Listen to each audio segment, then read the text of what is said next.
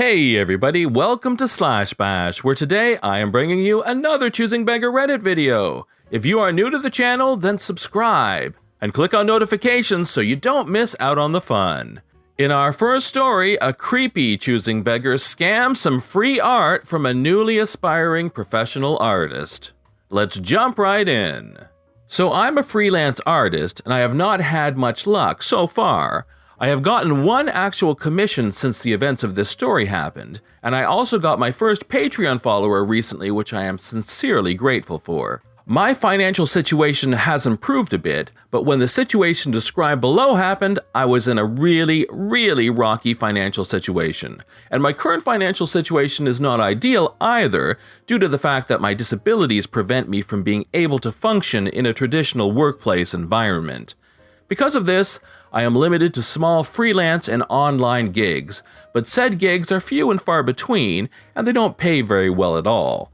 My husband and I are both disabled and trying to get on SSDI, but until that's all sorted out, I'm unfortunately financially dependent on my parents for the time being, and it really sucks.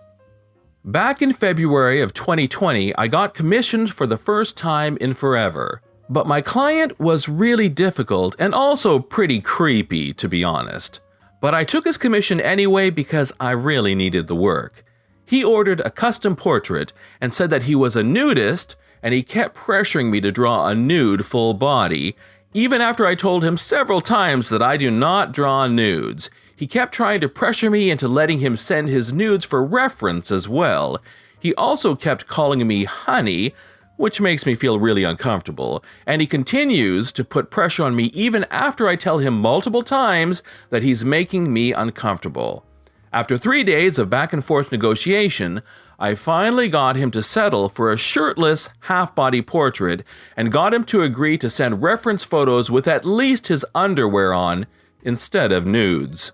Now, for the record, I have no problem with nudism, but trying to coerce people into letting you send them nudes after they say no, especially if they've told you no multiple times, is never okay, period. Then, after I finally get him to send the reference pics I need to get started on his portrait, he throws me another curveball and starts insisting on paying after the fact, saying he'll only pay me up front if I do a nude portrait. Of course, I assert my boundaries and say no again. Like most freelancers, I typically ask for payment up front, and there's a reason why we do this. That reason is because a lot of people will basically scam artists into giving them free art. A lot of people will approach freelance artists about commissions, insist on payment after the fact, and then just take the money and run. At this point, I am really frustrated. I don't want to deal with this client, and I'm skeptical about whether he's really going to pay. But I put on a fake smile and push on with the emotional labor anyways because I really need the work. After I finish his commission, I message him and politely ask him to pay the money he owes me. I wish more people would understand that artistic work is still work. Art is time and labor intensive. Not all artists, especially those who create art full-time, are willing to draw for free. And it's really scummy to try and trick someone who's not willing to work for free into giving you free artwork. If you really want free artwork that bad, then find an artist who takes requests. But if they don't take requests, then they don't take requests. There is a reason why most artists who take requests are beginners as well. When you pay for digital art, you're paying for labor. And when you pay for traditional art, you're paying for labor plus the cost of the materials used to create it. The more time, energy, and materials it takes for the artist to create a piece of artwork, the more it's going to cost you. My prices range from $1 to $5 US, and my client went with my $3 option. The reason why I'm telling you this is because this client was really difficult, and what I had to deal with was definitely not worth $3. So anyway, back to the story. After a couple of days, I finish his commission and send it to him. He doesn't respond, and the next day, I message him again and politely ask him to pay the money he owes me. He says that he doesn't get paid for another 5 days. I know it's only $3, but I also understand that for people who are living paycheck to paycheck, priorities such as bills, food, etc. have to come first. And as someone who has had and still often does have very little disposable income myself, There have been times before when I have had to spend my last few dollars on essentials. So I thank him for commissioning me again, and I wait to message him again until the morning after he said he was getting paid. The next morning, he says that he has the money, but he doesn't know how to use PayPal. This guy is a bit on the older side, and I'm guessing he doesn't really understand current technology all that much. So I try to remain patient with him and walk him through how to use it. Then, at the last minute, he decides that he doesn't want to use PayPal and insists on sending the money through the mail instead, since PayPal is, obviously, asking him for his payment info and he's been screwed over too many times. I mean, I don't know how this guy thinks digital transactions are supposed to work, but okay. But the story doesn't end there. After all of this, he then decides he wants me to ship a physical print to him.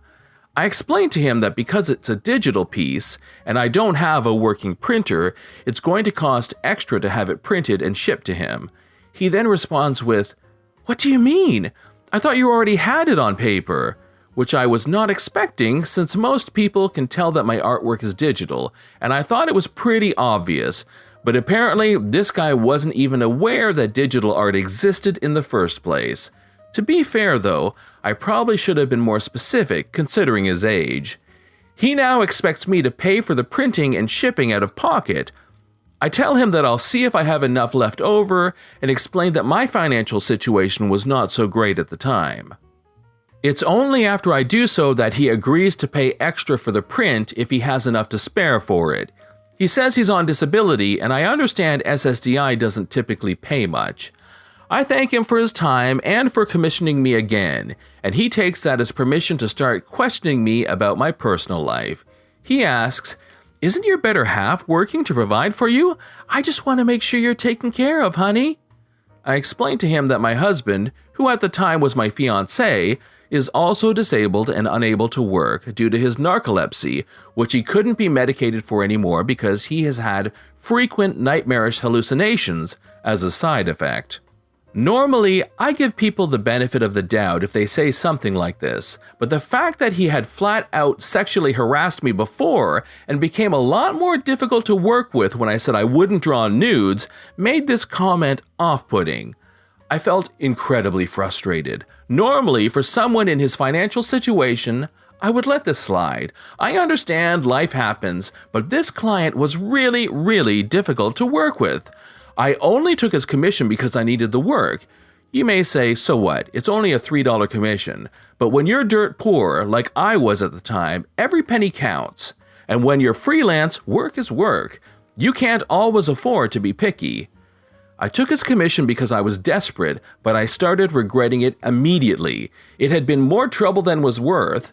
Even if he did pay for the physical print, it still would have only left me with the original commission price of $3. The next night, I messaged him to tell him that a physical print would cost him extra. He left me on red and started ghosting me. It became pretty clear at this point that this guy was just trying to scam me into giving him free art. I put on my fake smile once again and told him, "To be honest, I think I'm just going to let this one slide and let you have the digital copy for free. Given your financial situation, it seems like making you pay up is just more trouble than it's worth. It's only $3 anyway."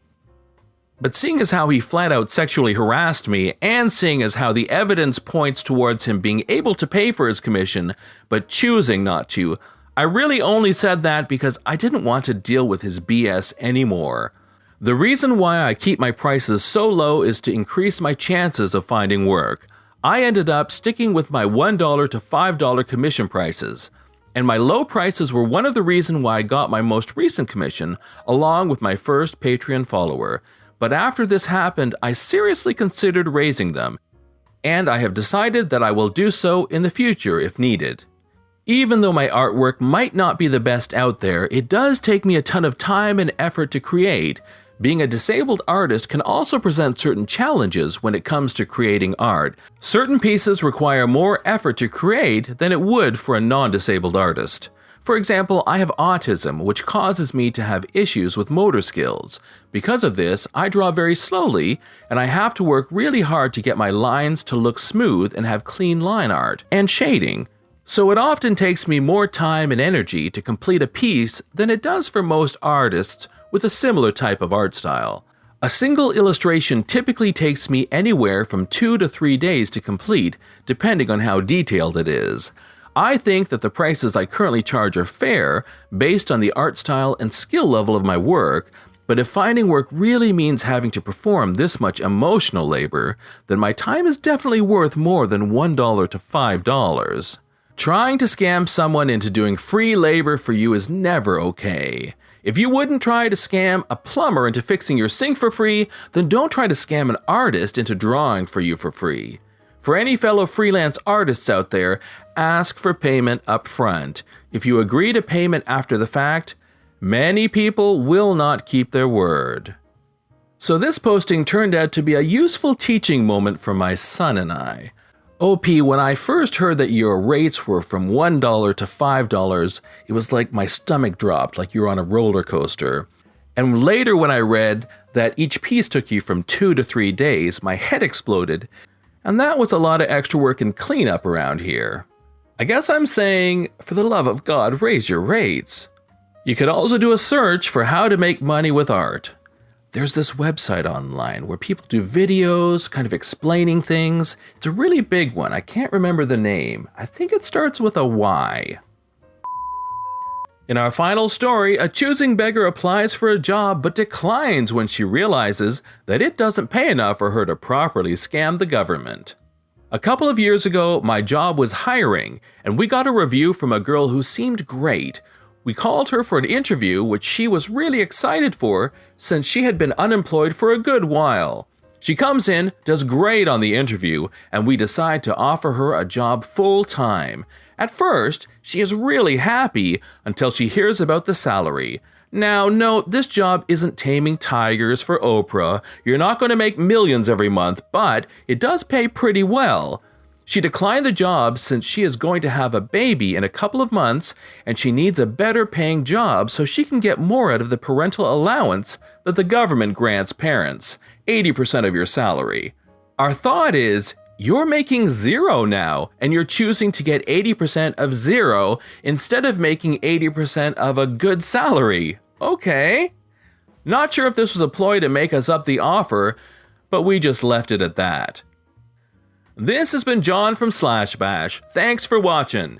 If you've enjoyed the video and want to see more of them, then please hit that subscribe button. We'd love for you to drop a like, share it with your friends, and we will see you in the next one.